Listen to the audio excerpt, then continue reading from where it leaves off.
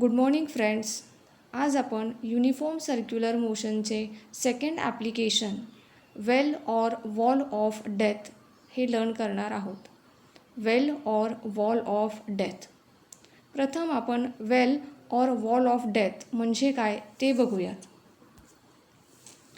बघा, तुमच्यासमोर एक पिक्चर दिसतंय. ह्या पिक्चरमध्ये एक सिलेंड्रिकल वेल आहे आणि ह्या वेलच्या भिंतीवर एक 4 व्हीलर चालताना दिसत आहे. ह्या पिक्चरमध्ये बघा, एक 2 व्हीलर ह्या वेल ऑफ डेथमध्ये धावताना दिसत आहे. सो अशा पद्धतीचा स्टंट तुम्ही सर्कशीमध्ये बघितलेला असेल. ह्याला वेल ऑफ डेथ असं म्हटलं जातं. सो अशा वेल ऑफ डेथमध्ये 4 व्हीलर किंवा 2 व्हीलर मूव्ह करण्यासाठी कमीत कमी ह्या व्हेकलचा किती स्पीड असावा, that is we have to find out.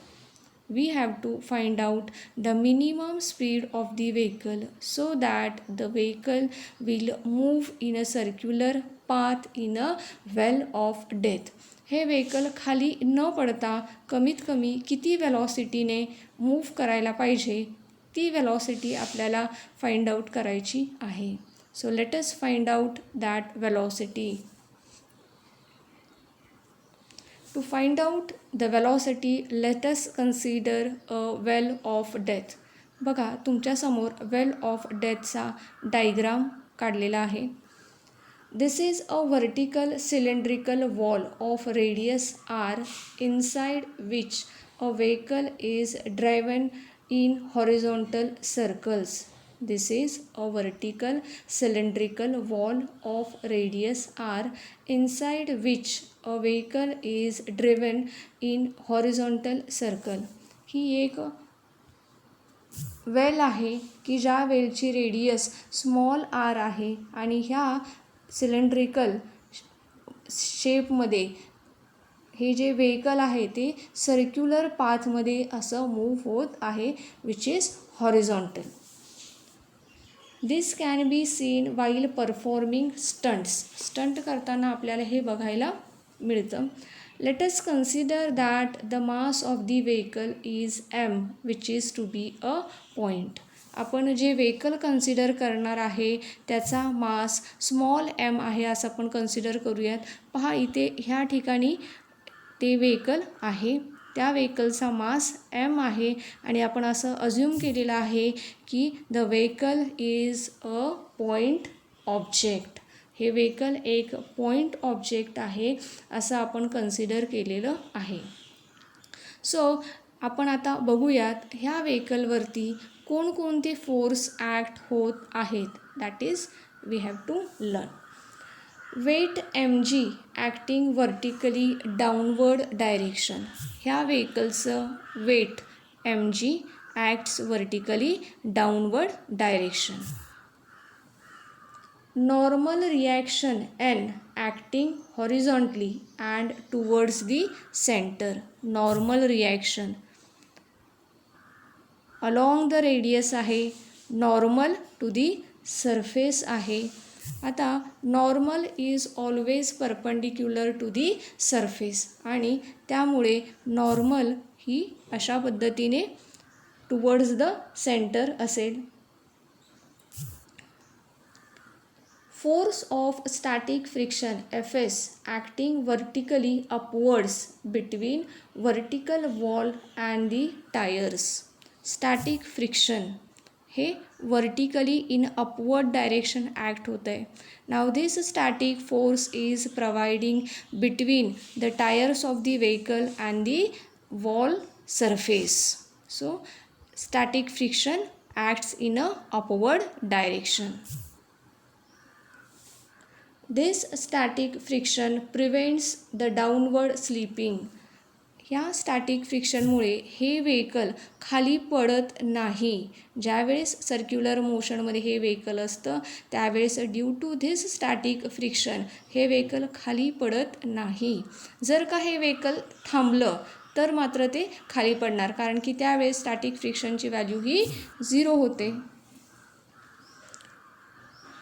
that is static friction balances weight mg which acts in a vertically downward direction. याचाच अर्थ असा होतो की हे जे स्टॅटिक फ्रिक्शन आहे which acts in a vertically upward direction and weight acts in a vertically downward direction. So this static friction and weight balance each other.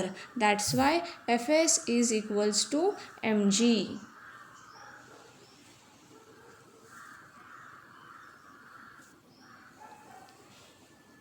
The normal reaction N provides the necessary centripetal force for the circular motion of the vehicle. आता vehicle चालवण्यासाठी circular मोशनमध्ये centripetal force हा necessary आहे. Without centripetal force the vehicle cannot move in a circular path. That's why the normal reaction provides the necessary centripetal force. Hence N is equals to mv square upon r is equals to mr omega square.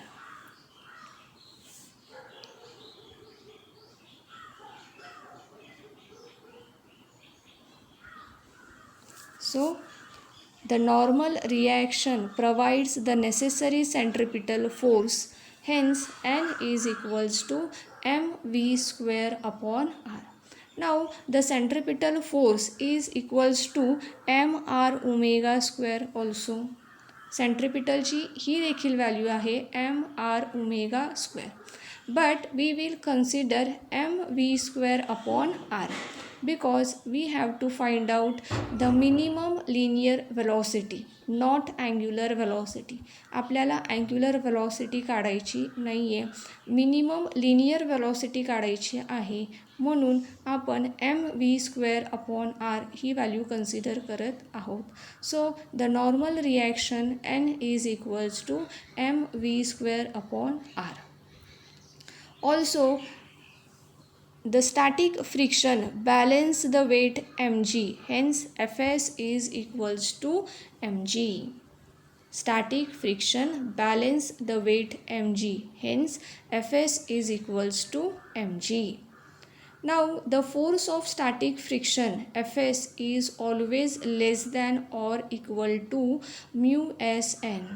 आपण last ॲप्लिकेशनमध्ये देखील बघितलं होतं की static friction Fs is equals to mu S into N, where N is the normal reaction and mu S is the coefficient of static friction. But the value of Fs is less than or equal to mu S into N. म्हणून आपण equal टूच्या साईनच्या ऐवजी less than or equal to असं sign लिहिलेलं आहे. Because force of static friction Fs is always less than or equal to mu S. So Fs is less than or equal to mu S into N. So in next step Fs is equals to mg. As we have seen, Fs is equals to mg because static friction balance the weight mg. Hence Fs is equals to mg. Less than or equals to mu s into mv square upon r. आपण normal reaction एनची value ह्याच्यामध्ये put केलेली आहे की जी आहे mv square upon r. Now the mass of the vehicle m get cancel with the m. So in next step we get g less than or equal to mu S into v square upon r. So हा r आहे, हा left साईडला गेल्यानंतर होईल r into G. Mu S इकडे left साईडला आल्यानंतर तो डिनॉमिनेटरमध्ये जाईल. सो आपल्याला मिळेल R G upon mu S less than or equal to V square. म्हणजेच V square is greater than or equal to R G upon mu S. By taking square root on both side we get v greater than or equal to root rg upon mu s. v greater than or equal to root rg upon mu s. म्हणजेच कमीत कमी त्या व्हेकलची velocity R G upon mu S एवढी असायला पाहिजे, so that the vehicle will not slip. कमीत कमी root R G upon mu S एवढी वेलॉसिटी जर का व्हेकलची असेल तर ते व्हेकल स्लीप होणार नाही, व्हेकल खाली पडणार नाही. So this is the minimum velocity of the vehicle to move that vehicle in a circular path. कमीत कमी त्या व्हेकलची root R G upon mu S एवढी वेलॉसिटी असायला पाहिजे की जेणेकरून ते व्हेकल वेल ऑफ डेथमध्ये सर्क्युलर मोशनमध्ये मूव्ह होऊ शकेल. ह्याच्यापेक्षा कमी वेलॉसिटी असेल तर ते व्हेकल मूव्ह होणार नाही, खाली पडेल. ह्याच्यापेक्षा जास्त वेलॉसिटी जर का असेल तर त्याने काही फारसा फरक पडणार नाही, ते इझिली मूव्ह होईल. परंतु ह्या व्हॅल्यूपेक्षा जर का वेलॉसिटीची व्हॅल्यू कमी असेल तर मात्र ते व्हेकल मूव्ह होणार नाही, तर ते व्हेकल खाली पडेल. Hence, this is the minimum velocity. Hence, V minimum is equals to root rg upon mu s. He वेलॉसिटीची minimum value आहे जेणेकरून that vehicle can move in a circular path in a well of death. ह्याच्यापेक्षा कमी velocity असेल तर ते vehicle खाली पडेल. So this is the second application of uniform circular motion. Let us revise this application once again.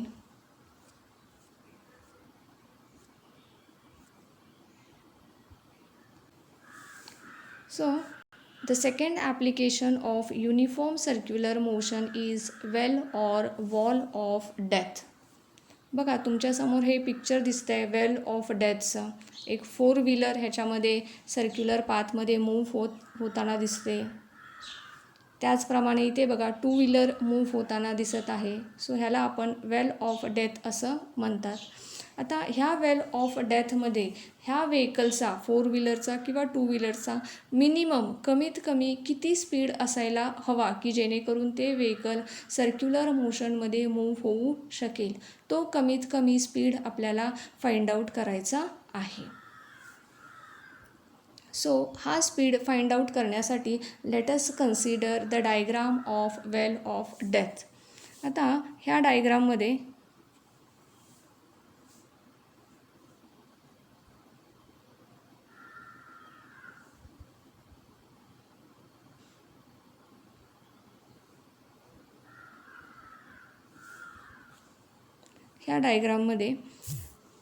R is the radius of the circular path. Vehicle ह्या ठिकाणी आहे बघा. Vehicle is to be consider as a point object.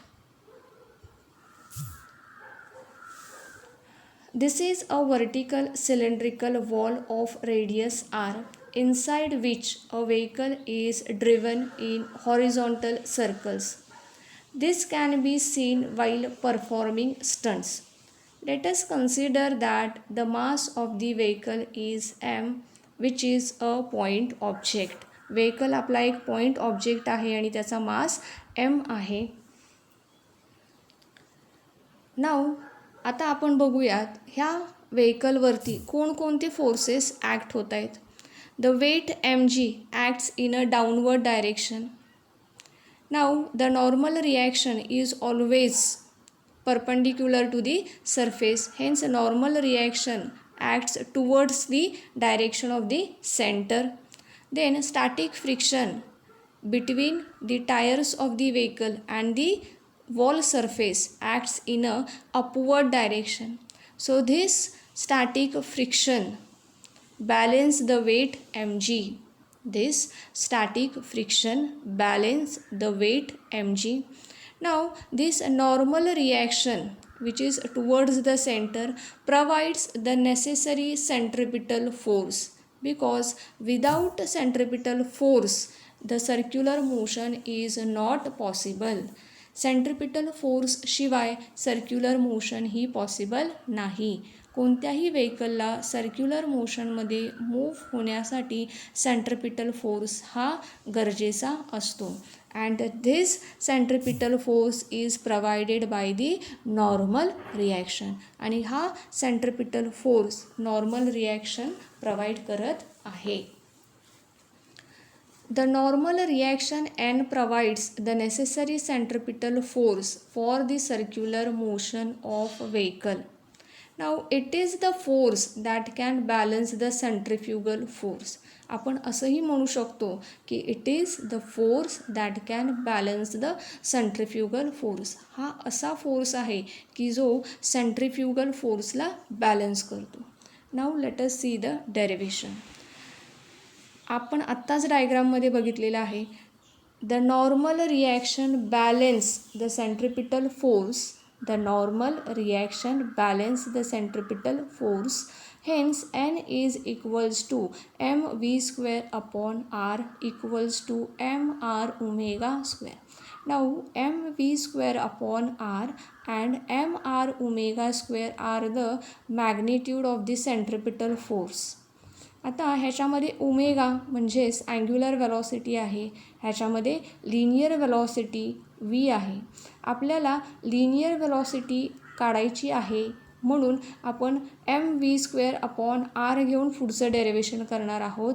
mr omega square आपण घेणार नाही. So normal reaction n is equals to mv² upon r. त्याचप्रमाणे static friction balance the weight. Hence Fs is equals to m into g. Static friction balance the weight of the vehicle, hence Fs is equals to m into g. For static friction, Fs is always less than or equal to mu s. For static friction, Fs is force of static friction Fs is always less than or equal to mu s n. So Fs is less than or equal to mu s into n. But Fs is equals to mg, which is less than or equal to mu s into n ची value आपण ह्याच्यामध्ये put up केलेली आहे mv² upon r. So mg less than or equal to mu s into mv² upon r. Now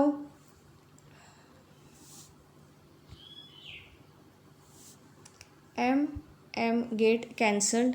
So in next step we get g less than or equal to mu s into v² upon r. Now next stepला आपल्याला मिळेल मग rg upon mu s less than or equal to v². So by taking square root on both side we get v greater than or equals to root rg upon mu s. म्हणजेच त्या व्हेकलचा कमीत कमी root rg upon mu S एवढा speed असायला पाहिजे. जर का व्हेकलचा root rg upon mu S ह्याच्यापेक्षा कमी स्पीड असेल तर ते व्हेकल खाली पडेल. So minimum speed of the vehicle is root rg upon mu S. कमीत कमी एवढा स्पीड त्या व्हेकलला असणं गरजेचं आहे.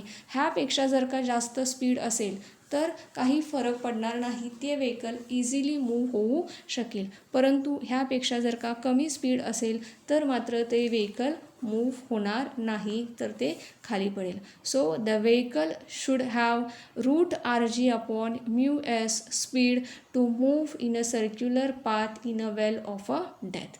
So this is the second application of uniform circular motion.